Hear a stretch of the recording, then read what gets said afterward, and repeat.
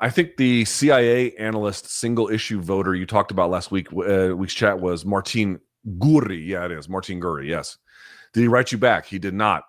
Heard him on Ezra Klein show. Found him unconvincing. His book is, I got halfway through it. It has some trenchant observations. He works at the Mercatus Center. He did not write me back. This was about the Mahmoud Khalil. Well, I mean, they just disappeared this motherfucker, didn't they?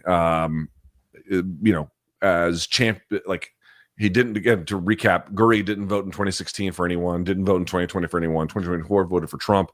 And one of the things that he had argued was he didn't even like the guy necessarily, but found his, well, that's not quite true. There's a lot he didn't like about Trump. He really hated like anything even associated with Biden.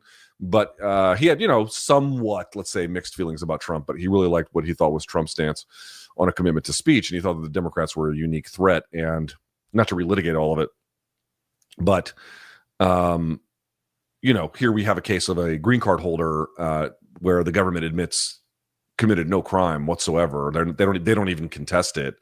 What they ultimately say is that they just have, or the Secretary of State individually has jurisdiction to remove anyone he doesn't like for wrongthink, which, by the way, is a challenge to both his First and Fifth Amendment rights, given how they've done it. And it is being challenged, and I suspect it will not hold for a lot of reasons, because constitutional rights supersede federal statutes. But that aside, like, how do you square that somebody can disappear somebody who was law abiding and claim that these are that you needed this particular form of executive leadership to maintain free speech ideals? Like, how do you square the two? Because they are obviously in contradiction to one another. He did not write back, and then it's only gotten worse. Did you guys see what happened here in my neck of the woods? In Roslyn, there was a postdoctoral fellow out of Georgetown who, once again, the government does not in any way allege or claim he did anything illegal. In fact, they're explicit. He did not. They're not. He was utterly law abiding. And his wife is an American citizen, but his wife is an American citizen. She is the daughter of so Hamas has a political wing and it's got a military wing. She is the daughter of a guy who, not even anymore. By the way, this guy writes for Wall Street Journal and fucking New York Times, but she is the daughter of a guy who used to be essentially a political consultant for the political side of the Hamas wing, or the political wing of a Hamas. Isn't anymore. And again, the government doesn't allege she committed any crime. The government does not allege that he committed any crime. What they are saying is they're going to disappear him as retribution to her, because there have been a ton of like super pro-Israel accounts, including, I think, even the embassy of Israel in the country, who focused in on her and some of their pro-Palestinian advocacy. But they don't even make any claims that these guys made any material support to Hamas. Like, they didn't do anything like that. They were just pro-Palestinian, and to punish her, they took him. And they're not even contesting he didn't commit any crimes. It's just, you're advocating for. Guys, I said this last week, and I am begging you motherfuckers to please listen to me. I am begging you to look at the situation for what it is. The government of Israel engaged in a genocide over the course of 15 months, which, by the way, they are now resuming. They have resumed it. And there has been worldwide backlash to all of this. The protests, I mean, even if you are pro-Israeli, the protests have been worldwide. They've been everywhere. They've been in Asia. They've been in Australia. They've been in Africa, certainly North Africa. And they have been all over Europe and South America, and certainly in the United States as well, and North America beyond. It's been everywhere. We are having our civil liberties affected here in compliance with Israel trying to tamp down on pushback to their genocide. This is fucking dark. And I know what everyone is saying, like, oh, these guys aren't citizens, they're not entitled to due process. Guys, it's absolutely not true at all. It is not the case whatsoever. Not true that only citizens are entitled to due process. Every resident here, is entitled to due process. The point is that the Constitution puts constraints on what the government can do more broadly, not just for a particular class of person. Now, obviously, there are different legal things you are entitled to by virtue of your status, of course, but due process is afforded to all the residents. It's simply not the case. Absolutely not the case whatsoever.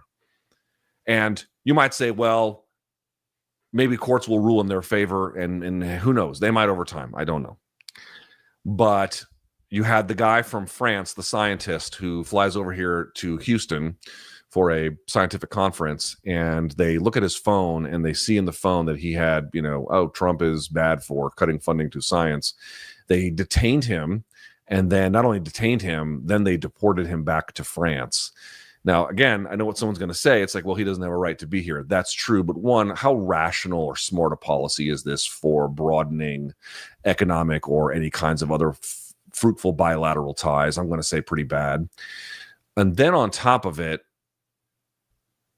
now they're going after green card holders and other forms of legal residency. The gentleman who was taken out of Roslyn. Roslyn is like just over the Key Bridge, on the just outside Georgetown. You can actually walk to Georgetown from the Key Bridge from Roslyn. He is here on a J1 visa, which is, I think, an educational teaching visa.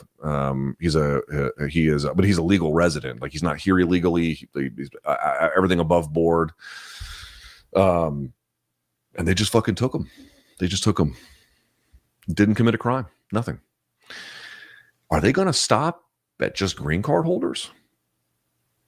Are they going to stop at just visa holders?